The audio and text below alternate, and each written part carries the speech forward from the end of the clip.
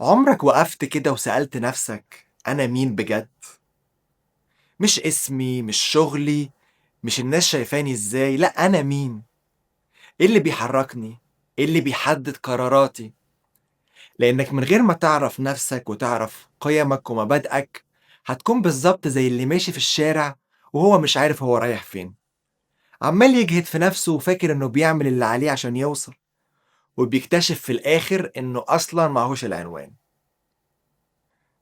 لما تكون مش عارف نفسك فأنت بتسمح للناس، للظروف، للمجتمع إن هم اللي يحددوا طريقك بدل ما أنت اللي تحدده بنفسك. عارف اللحظات اللي بتحس فيها إنك تايه أو إنك بتعمل حاجات مش شبهك؟ ده بيحصل لما نكون عايشين من غير ما نعرف إحنا بنفكر إزاي أو بنحس بإيه أو بننفعل إمتى أو إيه القيم والمبادئ اللي بتحدد تصرفاتنا وقراراتنا في الحياة. المرة اللي فاتت في رحلة التعرف على النفس اتكلمت عن إزاي نتعرف على نفسنا داخليا، إزاي نقدر نلاحظ أفكارنا، نلاحظ مشاعرنا وانفعالاتنا. النهاردة هتكلم عن إزاي تتعرف على القيم والمبادئ بتاعتك اللي عن طريقها هتحدد تصرفاتك وقراراتك في الحياة. طب يعني إيه قيم ومبادئ وليه مهمة؟ القيم والمبادئ هي المحرك الداخلي بتاعك، زي كده الجي بي اس. يعني مثلا لو قيمتك هي الاحترام، ساعتها أي علاقة فيها قلة احترام هتحس إنك بتستنزف نفسك. لو قيمتك هي الحرية هتحس إنك مخنوق في أي حاجة فيها سيطرة أو قيود. لو قيمتك إنك تطور من نفسك مش هتستحمل تفضل واقف في مكانك. طب إزاي تكتشف قيمك ومبادئك؟ أول حاجة عشان تتعرف على نفسك لازم تخرج للعالم الخارجي، لازم تحتك بالناس لأنك مش هتكتشف نفسك بنفسك، أو لو أنت قاعد في البيت مش بتروح في حتة. لاحظ الناس حواليك بتتصرف ازاي، بتلبس ازاي، ازاي بتتكلم، شكل حياتهم. مش عشان نعمل زيهم، ولكن عشان الاحظ ايه اللي بيعجبني وايه اللي ما بيعجبنيش، مين الناس اللي انا احب اقرب لهم ومين الناس اللي محتاج ابعد عنهم او احط حدود. ايه التصرفات والشخصيات اللي بحسها شبهي، وايه الحاجات اللي بحسها بعيدة عني، ايه الحاجات اللي ما اقدرش استحملها، وايه الحاجات اللي مهما حصل مش هتخلى عنها ابدا. لما تجاوب وتكتب هتلاقي القيم والأولويات بتاعتك بدأت تطلع لوحدها. خليني أقول شوية أمثلة.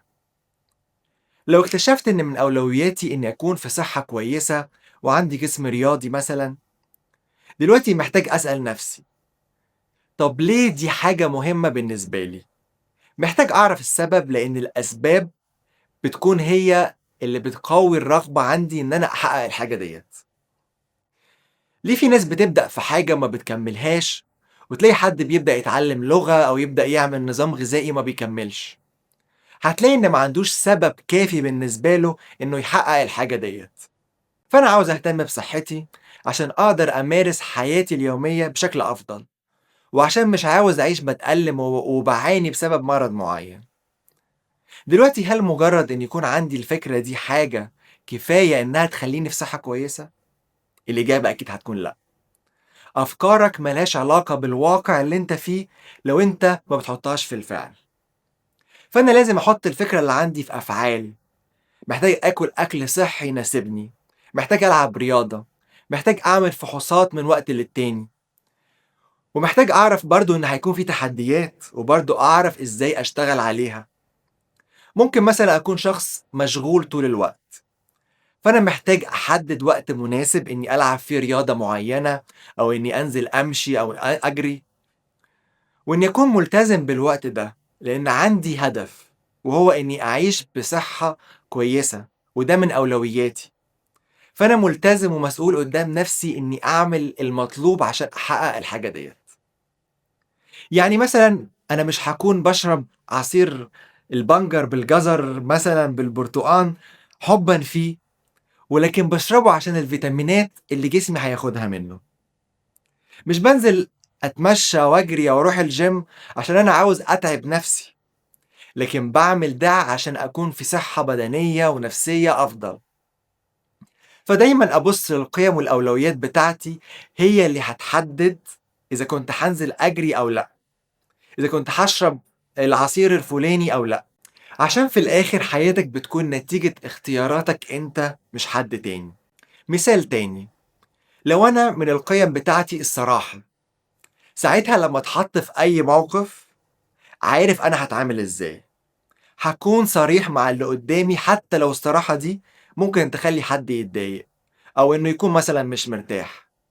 لو أنا من أولوياتي إني أحافظ على سلامي الداخلي، فأكيد هختار إني أبعد عن أي حد أو أي حاجة ممكن تكون بتأذيني أو بتستنزف طاقتي، لأن الطاقة اللي عندنا مهياش حاجة أنا هقدر أروح البنزينة وأشحنها تاني. فلازم أكون حريص جدا أنا بدي وقتي وطاقتي لمين ولإيه. لو أنا من أولوياتي إن أكون شخص يعتمد عليه، فهكون شخص يعتمد عليه لنفسي قبل غيري. يعني لما أقول لنفسي على حاجة أنا عايز أعملها عشان الحاجة دي هتكون مفيدة بالنسبة لي بطريقة ما، فأنا لازم أعملها، لأني لو ما عملتهاش النتيجة هتكون إني أحس بالإحباط. زي بالظبط لما واحد صاحبك يوعدك بحاجة وفي الآخر ما يوفيش بوعده، ساعتها هتحس بإيه؟ فخليك شخص يعتمد عليه لنفسك لو دي أولوية بالنسبة لك.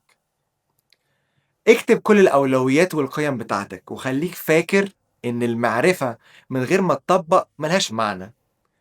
لما تعرف قيمك ابدأ اسأل نفسك كل يوم، هل القرار ده ماشي مع القيم بتاعتي ولا ضدها؟ وساعتها بس هتتفاجئ إن حياتك بقت أوضح بالنسبة لك وعلاقتك أهدى وطاقتك أحسن، لأنك عايش من مكان حقيقي، مش من مكان عشان بس ترضي الناس اللي حواليك والمجتمع. لو حسيت إن حلقة النهاردة كانت مفيدة بالنسبة لك متنساش تعمل لايك واكتبولي في التعليقات إيه أكتر قيمة ليها أولوية بالنسبة لكم، وأشوفكم الحلقة الجاية.